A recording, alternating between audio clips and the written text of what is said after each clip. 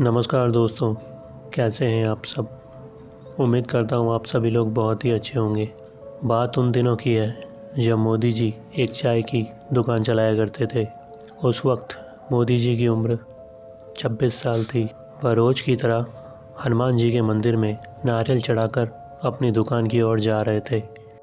तभी उन्हें रास्ते के बीच में कुछ काला जादू की सामग्री पड़ी हुई दिखाई थी। उनको लोगों की ये हरकत देखकर बहुत ज़्यादा गुस्सा आने लगा।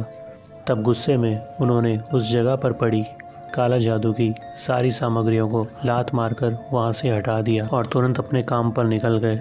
मोदी जी को अभी पता नहीं था कि जाने अनजाने में उन्होंने उन काला जादू की सामग्रियों को वहाँ से हटाकर कितनी बड़ी गलती कर दी है। कुछ देर बाद उस चौराहे पर एक तांत्रिक आया।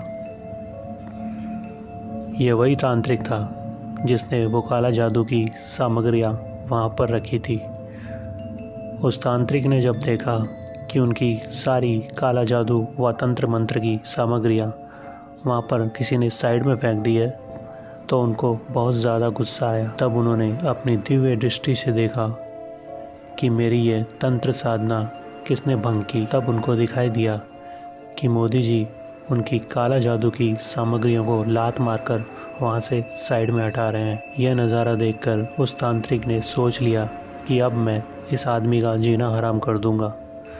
तब वो तांत्रिक कुछ दिनों के लिए एक घने जंगल में चला गया और वहाँ जाकर उसने 21 प्रकार की अलग अलग सिद्धियाँ प्राप्त की। लगभग 1 महीने की कठिन तपस्या के बाद उसने सारी सिद्धियाँ प्राप्त कर ली। उसके बाद 1 महीने बाद जब वो वापस लौटा तब वो बहुत ज़्यादा शक्तिशाली बन चुका था। अब 1 महीने बाद वो वक्त आ चुका था जब वो मोदी जी से अपना बदला लेने वाला था। मोदी जी एक दिन रोज़ की तरह अपनी चाय की दुकान का काम ख़त्म करके अपने घर लौट रहे थे। तब वो तांत्रिक दूर से उन्हें आता देख लेता है। उन्हें देखकर वो तांत्रिक उसी वक्त एक स्त्री का रूप धारण कर लेता है। वह एक लड़की बनकर उनके सामने आकर खड़ा हो जाता है और मोदी जी से बोलता है, सुनिए भैया। तभी अचानक मोदी जी की नज़र उस लड़की पर पड़ती है। उस लड़की को देखकर मोदी जी के होश उड़ जाते हैं। वो लड़की बहुत ज़्यादा सुंदर लग रही थी। तभी मोदी जी बोलते हैं, जी मैडम बोलिए। तभी वो बोलती है, भैया मुझे अंधेरे से डर लगता है, क्या आप मुझे थोड़ा आगे तक छोड़ देंगे। तभी मोदी जी बोलते हैं, अरे क्यों नहीं, बिल्कुल छोड़ दूँगा। आप एक काम करो, मेरी साइकिल के पीछे बैठ जाओ। तब वो लड़की मोदी जी के साइकिल के पीछे बैठ जाती है और तांत्रिक मन ही मन खुश होता रहता है कि आखिर ये मेरे जाल में फंस ही गया। थोड़ा आगे जाने पर मोदी जी को ऐसा महसूस होता है कि उनकी साइकिल भारी भारी चल रही है। फिर धीरे धीरे आगे बढ़ते बढ़ते सामने एक हनुमान जी का मंदिर आता है। तब वहाँ से मंदिर का पंडित मोदी जी को, उस चुड़ैल को अपने साथ ले जाते हुए देख लेता है।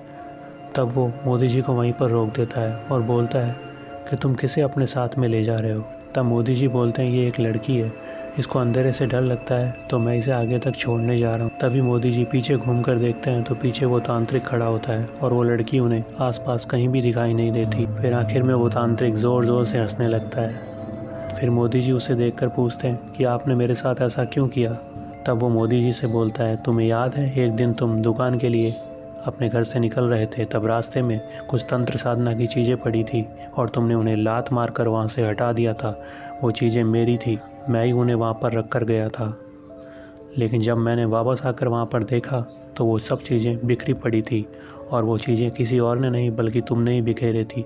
इसीलिए मैं तुमसे अपना बदला लेना चाहता था और मैंने तुम्हारे साथ ऐसा किया। तब मोदी जी कहते हैं, माफ़ कर दीजिए गुरुजी, मुझे नहीं पता था कि वो सामग्री आपकी है। अगर मुझे पहले पता होता तो मैं ऐसी गलती कभी नहीं करता। तब वो तांत्रिक मोदी जी को क्षमा कर देता है और उनसे कहता है कि आगे से ऐसी गलती कभी मत करना, वरना तुम्हें पूरी ज़िंदगी पछताना पड़ेगा। इतना बोलकर वो तांत्रिक वहाँ से निकल जाता है और मोदी जी भी रोज़ की तरह अपने घर की ओर निकल जाते हैं और पंडित जी भी वहाँ से निकलकर हनुमान मंदिर में जाकर वापस पूजा करने लग जाते हैं। तो यही थी आज की कहानी। उम्मीद करता हूँ कहानी आपको अच्छी लगी होगी। अगर अच्छी लगी है तो वीडियो को लाइक करें, कमेंट करें और चैनल को सब्सक्राइब करना ना भूलें। मैं मिलूँगा आपसे ऐसी किसी नई वीडियो में। तब तक के लिए बाय बाय।